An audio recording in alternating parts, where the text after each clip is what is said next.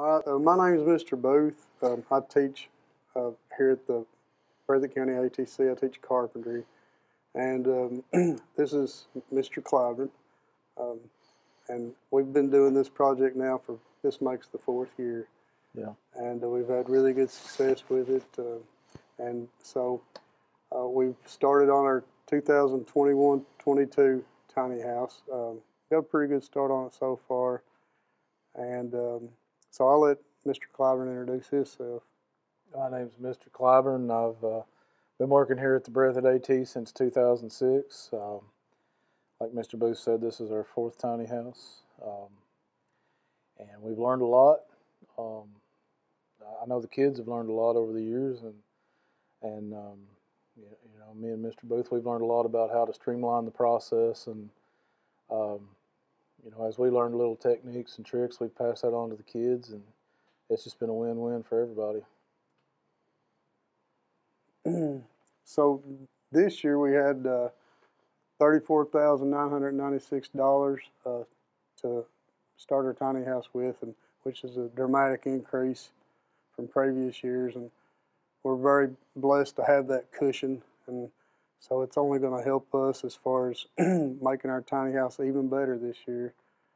And so one thing I do have to say is I have to say thank you to Jerry Smith. He handles a lot of our budget and keeps us from overspending, and so we're real thankful for him. And we're also really thankful to Mr. Mayeb, our principal. We have a fantastic principal here at the Breathitt County Area Technology Center, and we have a great staff all the way around. And our kids, this year I'm very pleased so far with our student participation.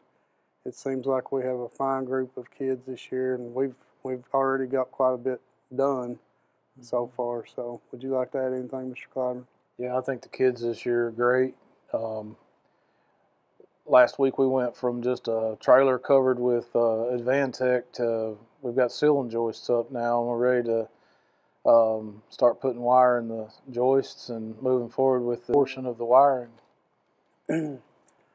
So here we have the first tiny house that we built, and this year we're going to do the same as we have the first year and last year. We're going to use a D-log siding, which I just think for this market, the cabin look is where it's at. I mean, so we're going to do that again. I feel like we've got a really good product the way it is. We'll do some improvements this year, and we'll make it look a little more sparkly, I guess you could say. But we're probably going to add a gas insert, fireplace ventless insert this year in the living room. I think that's going to be a really good touch, and I think it'll be definitely a selling point for the tiny house. So another thing we hope to have, a lot of times when we make a tiny house, we'll recommend a certain appliance go in a certain space. We'll give the model number and everything and how to order it. I'm hoping this year, you know, because we started with that $15,000 grant, and our kids have worked so hard, and we've actually, like you've seen in the previous slide, we're up to $34,000 and something now. So hopefully we'll get the appliances in there, and it's going to be more turnkey than ever before. We do a lot of our framing, most of our framing actually inside the shop.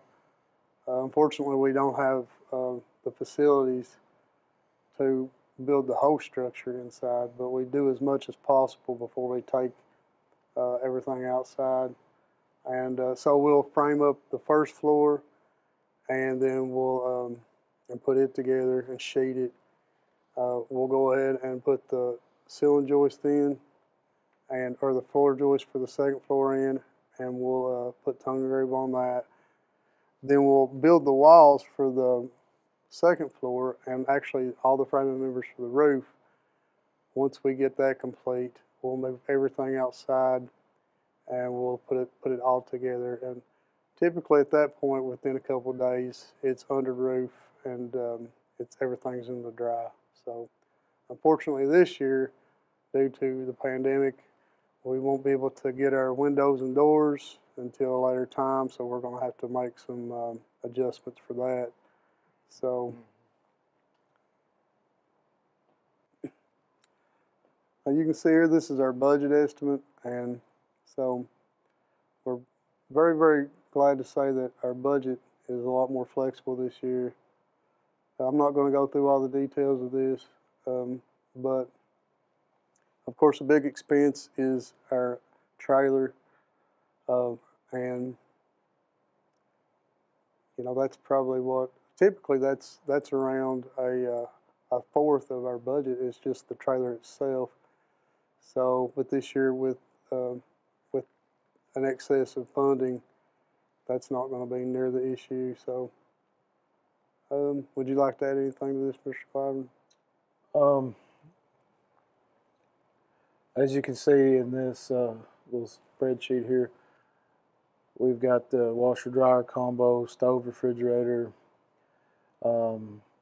AC unit. We always put one of those in it, but this year it's going to have a dual evaporator, so we're able to spend a little bit more money and get better equipment in here and more efficient equipment. Countertops and sinks, we've made those in the past. With this year's budget, I think we'll be able to do that again. We're really excited about it, and you know, like Mr. B said, we're just super blessed to be able to do this. Even with the increase in funding, we do have to keep in mind that due to the pandemic, material cost is a lot more, and then wait time. So we have to really think forward in the process to ensure that we get everything we need when we need it.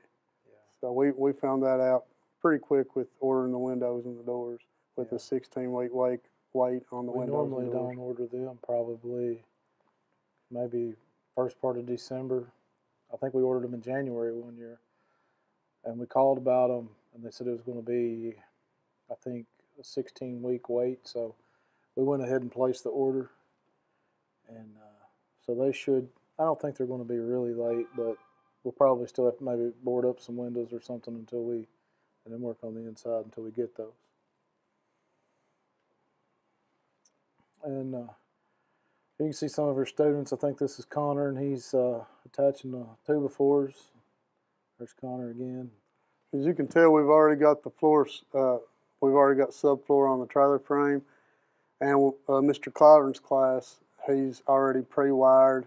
He's done a lot of the rough-in for the wiring through the floor just to save time later, and also to help decrease the cost of all the wiring. So that was one of the things that we talked about earlier. We said we had learned.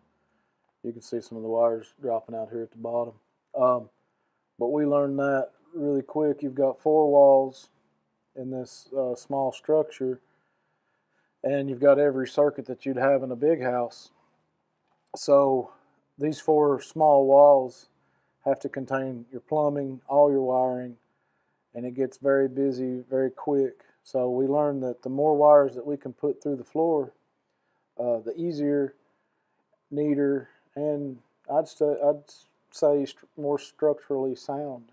Mm-hmm. So the students here, they're framing up the walls, the first 4 walls. Typically, they just use the trailer frame as a platform to do that, and now they're raising the walls as they frame them. So you can tell they've got the 2 walls up, and they've got them braced here. So they're at they've built another wall here, another wall portion, and so now they're putting up a corner on an end wall and connecting them all together. Here in this picture, they pretty much got all of the first 4 rough framed, with the exception of the fireplace insert, which will be down here, I believe, on this end. And then we're going to have a pop out over here on the far end for our bathroom vanity. So this is them just constructing a corner wall using the block method. Mr. Cliver? Here we got Anthony. It was a great opportunity to teach the kids, show them some technology they normally don't get lay their hands on in carpentry or electricity class.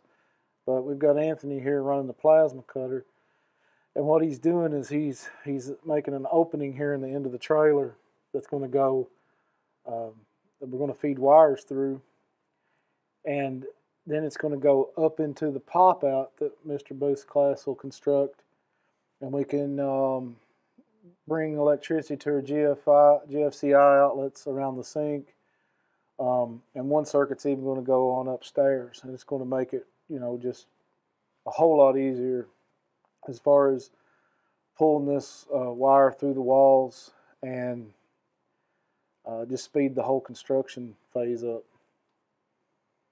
There's another shot. He's using what type of welder? It's a plasma cutter. And we got to talk about that in class, how it works. It heats the steel, and then you've got about 80 pounds of air pressure that blows the molten steel out of the way. It's much safer for the kids than using a torch. It doesn't get it nearly as hot. The surrounding metal cools off a lot faster, doesn't get as hot. And then here you can see, I don't know if you can see that on camera or not, but we actually had to cut, we had to pre-plan a lot of things like cutting holes in the bottom of this metal on the bottom is used to hold our insulation, but you have to cut holes in it in order to have your sink drops, toilet drop, all your plumbing drop through the bottom of the trailer. Mm-hmm. Well, that pretty much ends where we're at this point. We'd really like to say thank you to KVAC and for the opportunity, Mm-hmm. and so we look forward to seeing you guys at the Fire Summit soon, and we look forward to seeing other schools' tiny houses also. Yeah. And it's just a fantastic opportunity for our students especially, and so thank you all very much.